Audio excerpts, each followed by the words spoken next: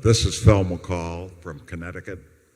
I wondered if you could comment on a subject I don't think you like to talk about very much, which is intrinsic value and the evolution over the past 10 or 12 years of going to off and on, but giving us in investments and then giving us the operating income and suggesting that might be a good guide to us.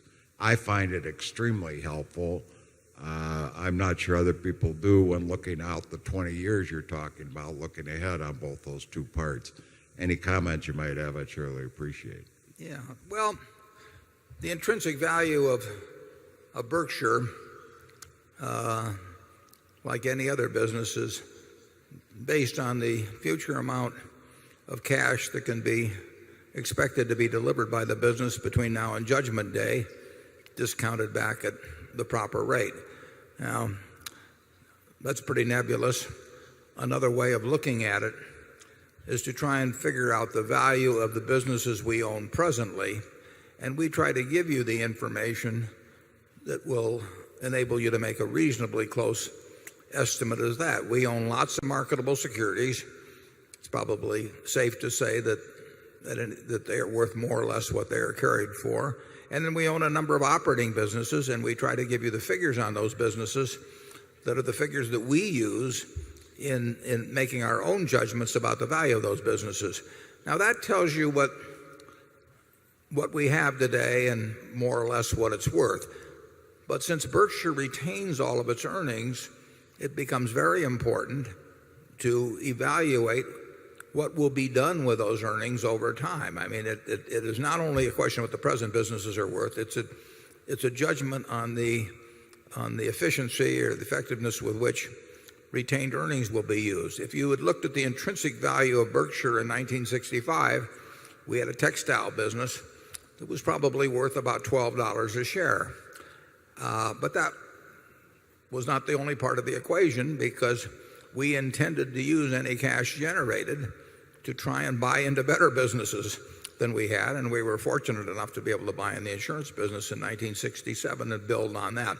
So it was not only a combination of the business we had, but the skill with which retained earnings would be used that determined what the present value actually should have been at Berkshire going back that far. It's the same situation today. We will put to work billions and billions of dollars this year, next year, the year after. If we put that to work effectively, each dollar has a greater present value than a dollar has simply in cash or distributed. If we do it ineffectively, it has a value of something less.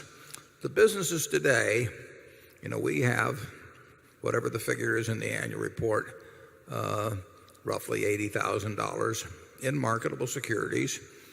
If our insurance business breaks even, that $80,000 is free to us in terms of using it.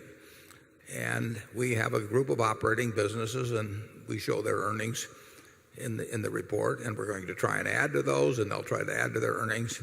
But if Charlie and I were each right now to write down on a piece of paper what we think the intrinsic value of Berkshire is, our figures would not be the same. They'd be reasonably close.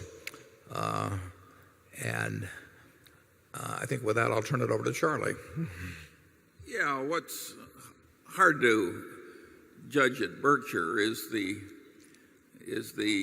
likelihood that you'll have anything like the past to look forward to in the future.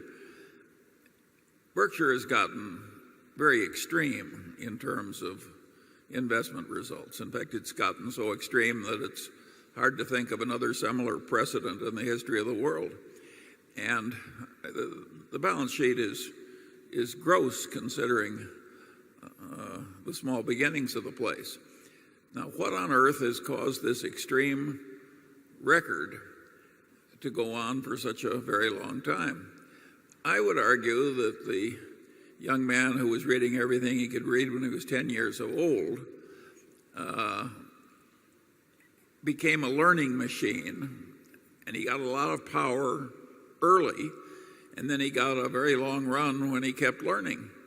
If Warren had not been learning all the while, I'm telling you, having watched the process closely, the record would be a pale shadow of what it is. And Warren has improved since he passed the retirement age of man. In other words, in this field at least, you can improve when you're old. Now, most people don't even try and create that kind of a record. They pass power from one 65-year-old to a 159-year-old and then do it over and over again. But you get an enormous advantage from practice in this field. And so what happened accidentally in the case of Warren has helped you shareholders greatly because you had this long run with power extremely concentrated and with the man holding the power being a ferocious learner. Our system ought to be more copied than it is. This idea of passing the power from one old codger to another in a settled way is not necessarily the right system at all. We have a very strong culture now of rationality, of being owner-oriented that will go on long after I'm not around. And we have the talent on the operating side in place to do a lot of wonderful things over time.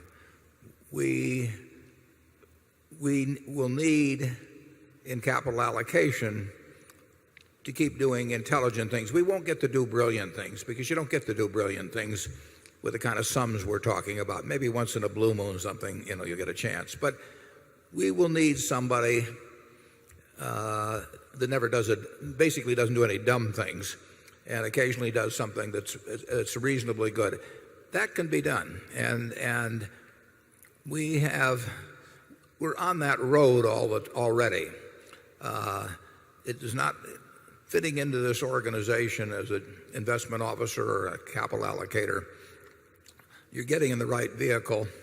It has the right standards. It will reject ideas that really are irrational. I've been on a lot of boards. Charlie's been on a lot of boards. You would be amazed at the number of things that are responding to animal spirits rather than to rationality that take place. And we have our animal spirits, but we devote them to other areas.